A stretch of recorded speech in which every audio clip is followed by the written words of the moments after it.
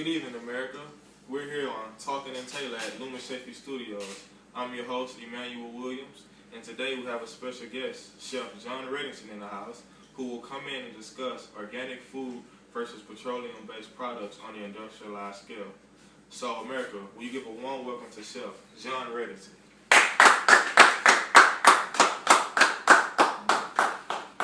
Nice to meet you. Nice to meet you. So, Mr. Reddington, Yes, sir.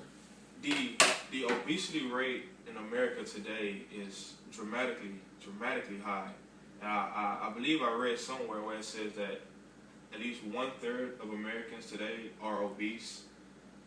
That's true. That is mind-boggling. I can't believe it. But do you feel, as a chef, do you feel that food is a big problem in today's obesity rate?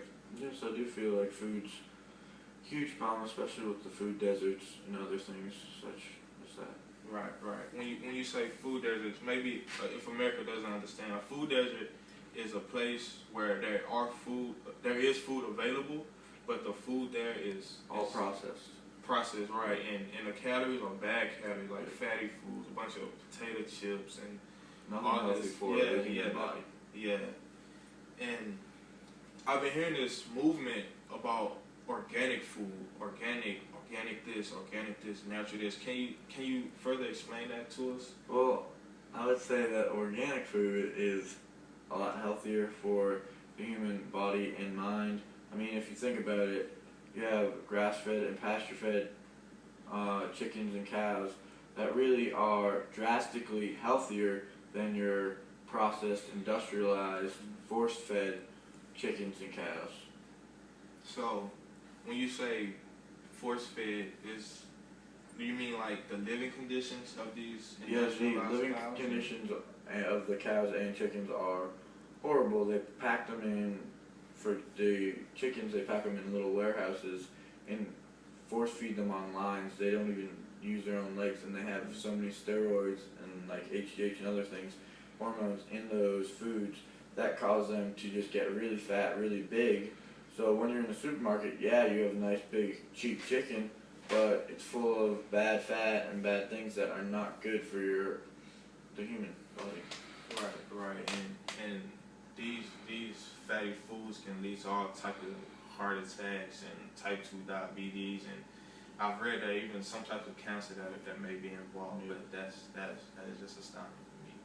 Now it told me, you say that these animals don't get the adequate exercise, Yeah. and the fat builds up, and without the exercise they can't produce lean muscles, and which is what America wants. Yeah, if you look at a cow, you don't want a cow to just sit there and eat out of a little trellis of just food that's not all sugar, because all the cornfields in Iowa, the Midwest, the majority of them, 90% of them, are not actually corn you can eat. It's all fake sugary corn that America actually has processed in a way and taken out all the protein and all the healthy things for these animals, and are now force feeding them like candy pretty much. And they're getting fat and they're not moving. All they do is sit there, eat, drink, and cause hazardous waste everywhere, because they packed them in so small of a thing with so many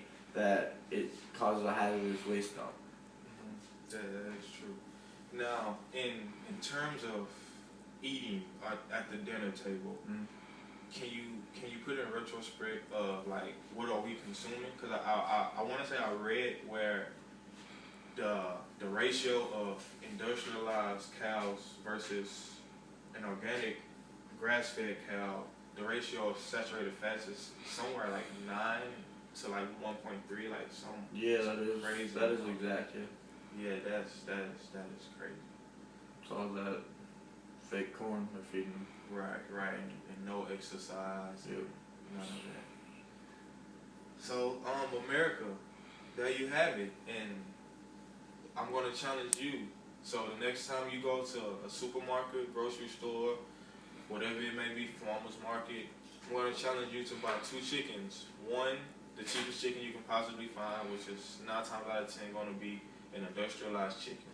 and the second one by is it It's pasteurized, not free range, because free range is just a market trick where they open the door of the warehouse to let the chickens breathe a little bit. Maybe 40 of the 4,000, maybe 400 of the 4,000 chickens that are in that warehouse will get a little sunshine, but they don't move at all. So make sure it's pastured.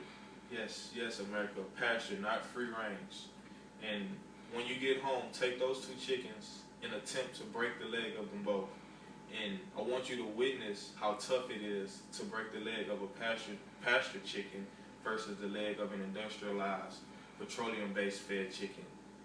And this is from what the exercise and all the muscle buildup that they are allowed. This is some astonishing things. Thank you, Mr. Reddington, for your services, and stay classy, America.